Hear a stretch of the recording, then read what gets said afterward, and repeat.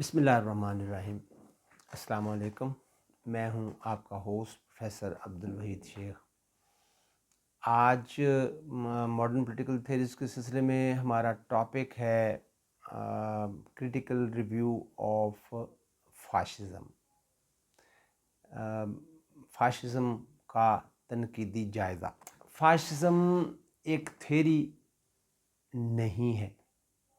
Ideology نہیں ہے، بلکہ یہ ایک موومنٹ ہے، ایک تحریک ہے، اور اس تحریک کا اٹلی میں بھی اور جرمنی میں بھی بہت خوشگوار اثر نمودار ہوا۔ جرمن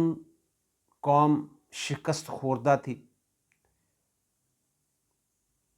اس کے تن مردہ میں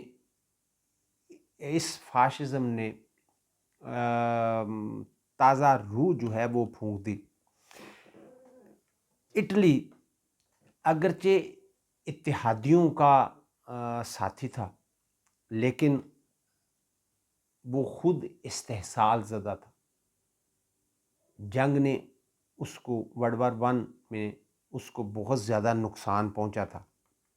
معیشت تباہ تھی، انفراسٹرکچر برباد ہو چکا تھا، قوم نیم مردہ تھی۔ ان دونوں ممالک میں اس تحریک نے بہت خوشگوار اثرات مرتب کیے، اور اس فاشسٹ تحریک کی وجہ سے وہ جلد ہی ہٹلر جرمنی میں اور اٹلی میں مسولینی کی قیادت میں اپنی اپنی قوم کو لے کر آگے بڑھے اور جلد ہی اپنے پاؤں پر کھڑا ہونے میں کامیاب ہو گئے۔ وہ نہ صرف اپنے پاؤں پر کھڑا ہوئے، بلکہ معیشت بہتر ہو گئی، فوجی قوت میں اضافہ ہوا، اور جلد ہی وہ فاشزم کے زیر سایہ ایک دفعہ پھر سے یورپ اور پوری دنیا کو چیلنج کرنے کی پوزیشن میں آ گئے۔ نو ڈاؤٹ فاشسٹ جو ہیں وہ امن کے خلاف ہیں، اور ان کی یہ امن دشمنی بہت زیادہ نقصان دہ ثابت ہوئی۔ اور ایکچولی پچھلے لیکچر میں ہم نے فاشزم کے بارے میں بات کی تھی کہ فاشزم اٹالین ورڈ فاشو سے نکلا ہے، جس کے معنی ایک اتحاد کے ہے، یا لکڑیوں کا وہ گٹھا جس کو باندھ دیا جائے تو وہ انبریکیبل ہو جاتا ہے، اس کو توڑا نہیں جا سکتا، اس کو مطلب جلدی سے اس کی اسٹرینتھ ضائع نہیں کی جا سکتی۔ تو فاشزم کے جو ہے فاشیو لفظ، جو فاشیو تھا اس کے معنی تو یہ بنتے ہیں، لیکن ان حکومتوں نے جو فاشزم کے تحت قائم ہوئیں، انہوں نے اس کو ایک سمبل آف ٹیرر کے طور پر اس کو پیش کیا۔ فاشزم جو ہے وہ جلد ہی ایک سمبولک ٹرم میں یوز ہوا، اور وہ ایک دہشت کا نشان بن گیا، ظلم و ستم اور جبر و استبداد کے لیے اس کو استعمال کیا گیا۔ یعنی فاشزم میں حقوق غصب کر لیے گئے، آزادیاں سلب کر لی گئی، اظہار رائے پر پابندی لگا دی گئی، جمہوریت کا گلا گھونٹ دیا گیا، اور یہ سب کچھ فاشزم کے زیر سایہ ہوا۔ فاشسٹ آج جو ہے وہ اپنی برائیوں یا برے اعمال کی وجہ سے نفرت کا باعث بن چکے۔ فاشزم یا فاشسٹ سوچ جو ہے آج علامتی طور پر ایک نیگیٹو اور انسان دشمن تھنکنگ یا تھاٹ جو ہے اس کے طور پر اس کو لیا جاتا ہے کہ یہ ایک ایسا سسٹم ہے جو انسان دشمنی پر مبنی ہے۔ فاشسٹ کی جو امن دشمنی ہے وہ کسی سے ڈھکی چھپی نہیں ہے۔ مسولینی کا خیال یہ ہے کہ جنگ مردوں کے لیے بہت ضروری ہے۔ وہ نہ صرف ایگریشن کا قائل تھا بلکہ ایکسپینشنزم کا بھی قائل تھا۔ وہ اس بات کا حامی تھا کہ امن دشمنی جو ہے وہ مطلب اس کو وہ اتنا برا نہیں سمجھتے تھے۔ وہ کہتے تھے کہ امن جو ہے وہ دراصل انسان دشمنی ہے، اور اس سے مطلب جو قومیں ہیں وہ بزدل بن جاتی۔ لیکن ایکچولی اگر دیکھا جائے تو امن دشمنی جو ہے وہ انسان دشمنی ہے، اور اس سے نہ صرف اپنا بلکہ دوسروں کا بھی امن تباہ ہو جاتا ہے، اور اس چیز سے جو فاشزم کے لیے ایک نفرت اور ایک دائمی نفرت جو ہے وہ پیدا ہوئی۔ فاشسٹ کے خیال میں طاقتور کو جینے کا حق ہے اور کمزور کو جینے کا حق ہی نہیں ہے۔ یہ دراصل جو سامراجی نظام ہے یا سامراجی عزائم ہے ان کی عکاس ہے، یہ بات ان کی عکاس ہے، اور ان عزائم کی فاسسٹ جو ہیں وہ ان عزائم کی تکمیل کے لیے ہر طریقہ کار کو جائز تصور کرتے ہیں۔ فاشسٹ کی ان امن دشمن پالیسیوں کی وجہ سے دنیا ایک دفعہ پھر سیکنڈ ورلڈ وار میں انڈلج ہو گئی، پھر اس میں گرفتار ہو گئی۔ اس کا خمیازہ انہیں سیکنڈ ورلڈ وار کی صورت میں بھگتنا پڑا۔ فاشسٹ جو ہیں وہ ہیگل کے فلسفے کی پیروی کرتے ہوئے وہی ان کا خیال یہ ہے کہ ریاست جو ہے وہ مقصود بذات ہے، یعنی خود مقصد ہے، اینڈ ان اٹ سیلف ہے۔ ریاست سب کچھ ہے اور فرد کچھ نہیں ہے۔ فرد کی زندگی میں وہ غیر ضروری انٹرفیرنس کے اننیسیسری انٹرفیرنس کے قائل، وہ ریاست کے وسیع اختیارات کے قائل ہیں اور فرد کی آزادی کو سرے سے ختم ہی کر ڈالتے ہیں۔ حالانکہ ریاست جو ہے وہ خود مقصد نہیں ہے۔ یہ غلط تصور ہے کہ ریاست خود مقصد ہے۔ اصل چیز یہ ہے کہ ریاست خود مقصد نہیں ہے بلکہ یہ حصول مقصد کا ذریعہ ہے، اور اس کا وجود اور قیام فرد کی فلاح و بہبود کے لیے مارد وجود میں آیا۔ اس کا کام فرد کے لیے بہتری، خوشحالی اور بھلائی کے کام کرنا ہے، عوام کی بہتری کے لیے کام کرنا ہے، اس کی خوشحالی کے لیے کام کرنا ہے۔ فرد ہے تو ریاست ہے، فرد کے بغیر ریاست کچھ بھی نہیں ہے۔ اس کے علاوہ فاشسٹ جو ہیں وہ حقوق اور آزادیوں کو سلب کرنے کی بات کرتے ہیں، یہ بھی ایک غلط تصور ہے۔ وہ صرف فرائض کی بات کرتے ہیں، وہ حقوق دینے کی کوئی گارنٹی نہیں دیتے، اور آزادی تحریر و تقریر سے ناآشنا ہے۔ وہ اظہار رائے کی آزادی پر پابندی کے خواہاں ہیں، حکومت پر تنقید ممنوع ہے، فرد کی آزادی قانون کی پابند ہے۔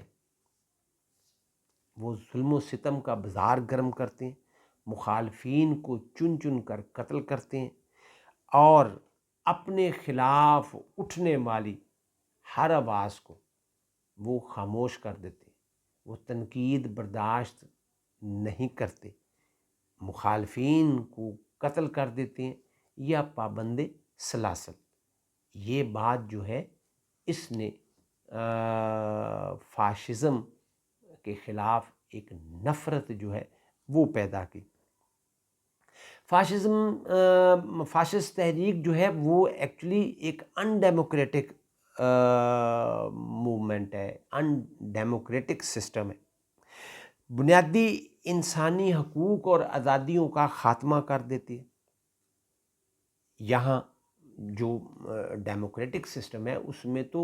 ایٹ لیسٹ 2 پارٹی سسٹم یا ملٹی پارٹی سسٹم ہوتا ہے،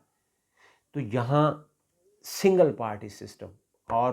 دوسری پارٹی کی قطعاً کوئی گنجائش نہیں رکھی گئی۔ تمام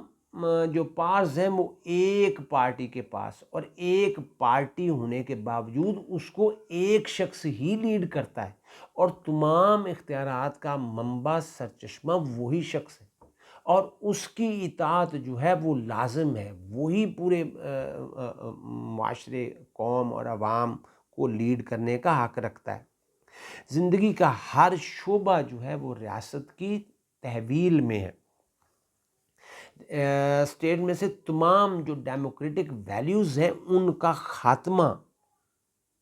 ضروری ہے۔ فاشسٹ جو ہیں وہ اسی بات کے قائل کہ نہ تو وہ کسی کی داد رسی کرتے ہیں اور نہ ہی کوئی کسی کا پرسان حال ہے۔ داد رسی کے لیے عدالتوں کا دروازہ کھٹکھٹایا جاتا ہے،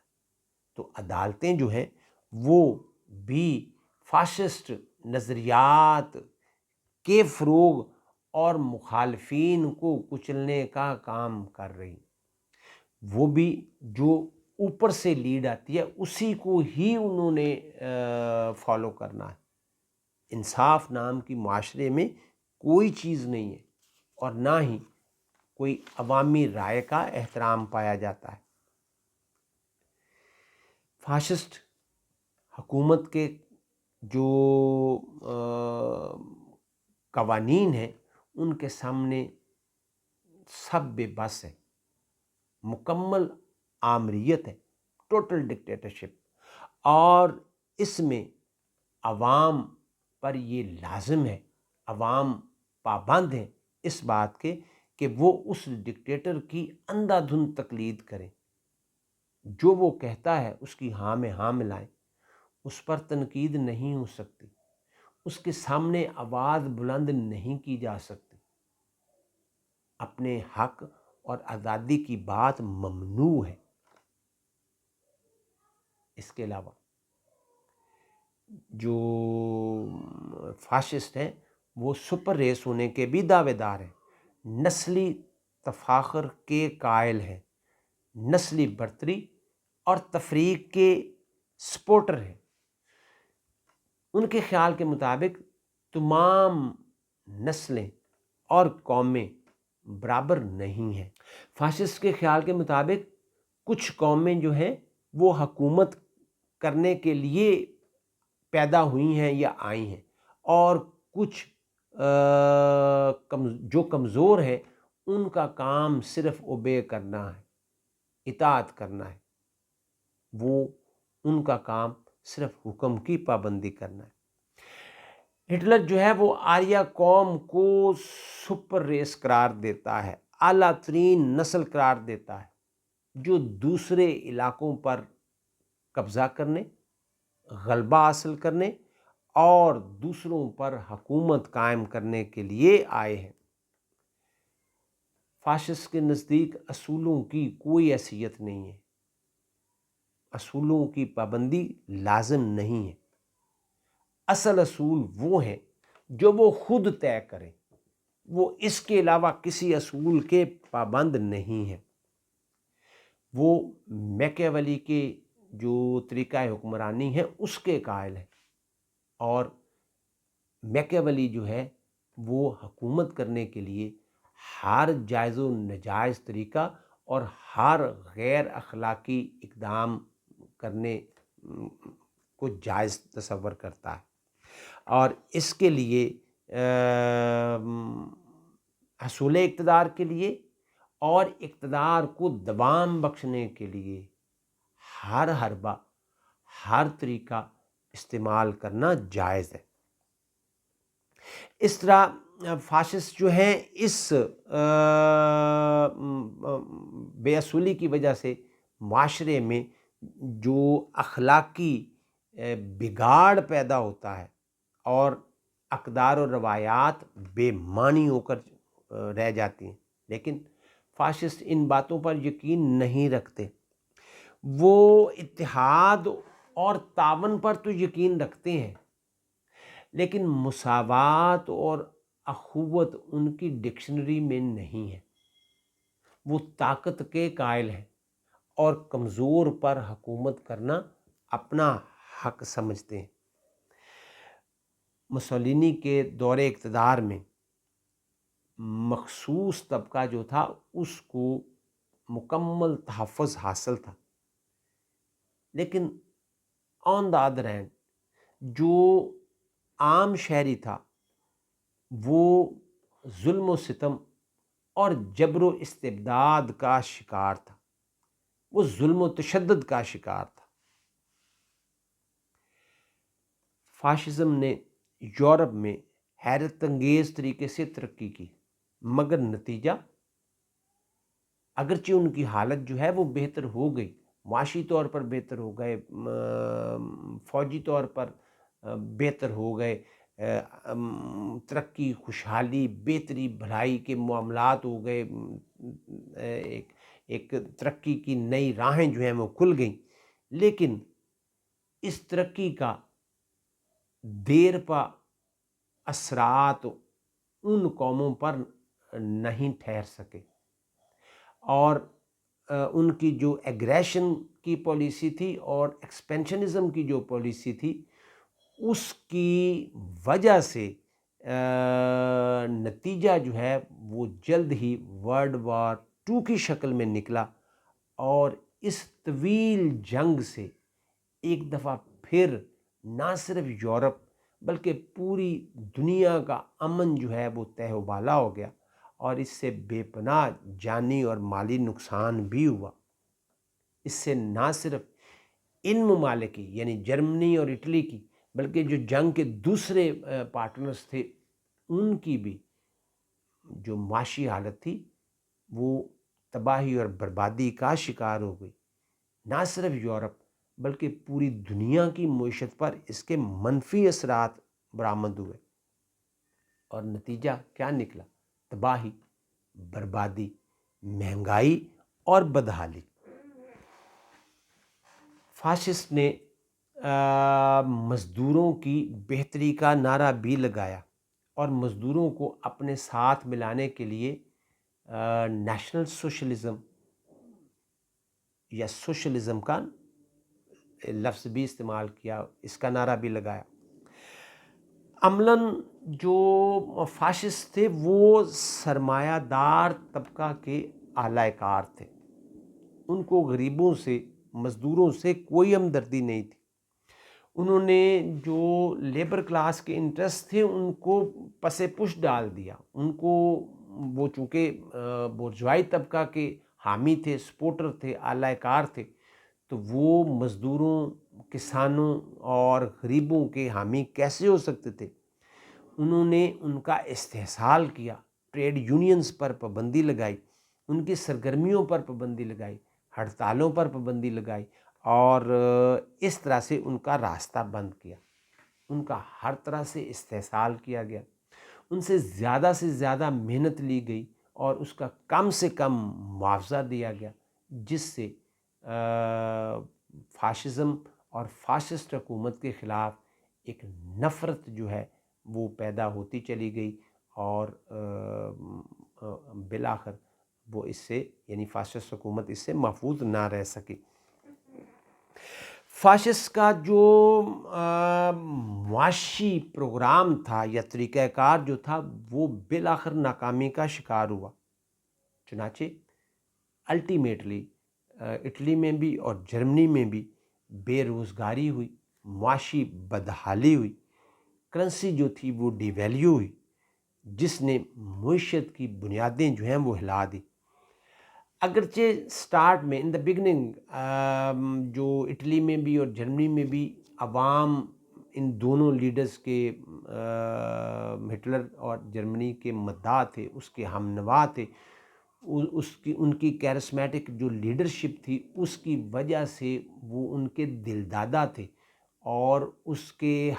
ہر حکم کے پابند تھے، وہ اس کو نجات دہندہ سمجھتے تھے، اور کسی حد تک یعنی ورلڈ وار 1 کے بعد سے جو ورلڈ وار 2 تک کا زمانہ تھا وہ ایک زبردست زمانہ تھا، اور اس نے ان دونوں کنٹریز کی جو عوام تھے ان کو اپنے پاؤں پر کھڑا ہونے کا موقع فراہم کیا۔ لیکن ان دونوں کی پالیسیوں سے اور ان کے آمرانہ رویے سے وہ پھر تباہی اور بربادی سے دوچار ہو گئے۔ دراصل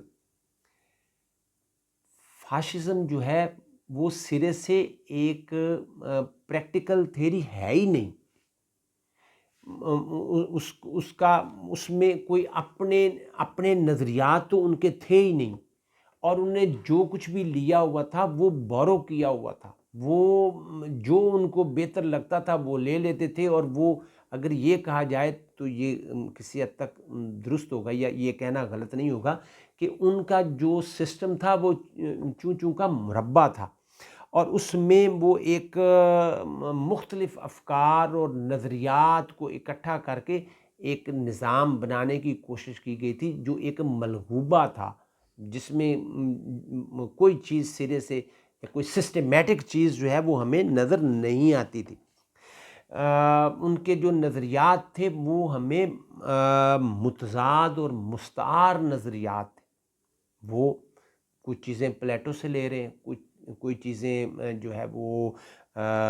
میکیولی سے، کچھ ہیگل سے، کچھ کارل مارکس سے، کچھ برگسن سے، تو وہ مختلف لوگوں سے مختلف چیزیں جو ہیں وہ لے رہے ہیں، ایک دوسرے کے خلاف دوسری تیسرے، تو وہ اس طرح سے ایک ملغوبہ تھا جو سمجھ ہی نہیں آتی تھی کہ ایک سرا کہاں ہے اور دوسرا سرا کہاں۔ تو یہ ایکچولی یہ ایک ان پریکٹیکیبل چیز تھی جو قابل عمل تھا ہی نہیں۔ اس وجہ سے ہم یہ کہتے ہیں کہ یہ نظریہ تو کبھی بن ہی نہ سکا، بلکہ یہ کہنا چاہیے کہ یہ ایک آئیڈیالوجی نہیں تھی، بلکہ ایک موومنٹ تھی جس نے وقتی طور پر معاشرے میں ارتعاش پیدا کیا، لوگوں کو اپنی طرف متوجہ کیا، لیکن جو ان کے نظریات تھے، ان تھنکرز کے نظریات، وہ ہمیں ایک دوسرے سے آمنے سامنے بھی نظر آتے ہیں، ایک دوسرے سے کے متصادم بھی نظر آتے ہیں، اور اس میں کچھ چیزیں حق میں اور کچھ چیزیں خلاف جو ہیں وہ ہمیں نظر آتی ہیں، اور اس طرح سے ہم یہ دیکھتے ہیں کہ یہ ایک ناقابل عمل نظریہ تھا، ان پریکٹیکیبل تھا، اور وقتی طور پر تو یہ کامیاب ہوا، لیکن یہ مستقلاً کامیابی سے دوچار نہ رہ سکا۔ اس نظریے کا کھوکھلا پن جو ہے وہ اس بات سے بھی واضح ہوتا ہے کہ اگرچہ ان دونوں ممالک نے بہت ترقی کی، خوشحالی بھی آئی، بہتری بھی آئی، فوجی طاقت میں اضافہ بھی ہوا، لیکن جو ہی یہ ایک انہوں نے اسٹرینتھ حاصل کی اکنامیکلی، پولیٹیکلی اور ملٹریلی، جو ہی یہ اپنے پاؤں پر کھڑا ہوئے، اپنے آپ کو جنگ کی بھٹی میں دوبارہ جھونک دیا، اور یہ ورلڈ وار 2 جو تھی اس کا حصہ بنے، جس کا نتیجہ کیا نکلا کہ ایک دفعہ پھر شکست ان کا مقدر بنی، اور اس جنگ کے خاتمے پر نہ صرف یہ کہ یہ تحریک جو تھی اپنی موت خود ماری گئی، بلکہ دونوں آمر بھی پردہ سیاست سے ہمیشہ کے لیے غائب ہو گئے، اور ان کا نام و نشان جو ہے وہ مٹ گیا۔ ان دونوں ڈکٹیٹرز یا فاشسٹ حکمرانوں کے جانے کے بعد تحریک کا بھی اس تحریک کا، فاشسٹ تحریک کا بھی صفحہ ہستی سے مٹ جانا، یہ اس کی سب سے بڑی ناکامی اور خامی ہے، اور ہم یہ دیکھتے ہیں کہ آج کوئی بھی ان کو اچھے الفاظ سے یاد نہیں کرتا، اور فاشزم اور فاشسٹ جو ہے یہ الفاظ، دونوں الفاظ علامتی طور پر ایک تشدد اور جبر و استبداد کا استعارہ بن گئے ہیں۔ یہ ہے آج کا لیکچر۔ اپنا اور دوسروں کا خیال رکھیے گا۔ اللہ حافظ۔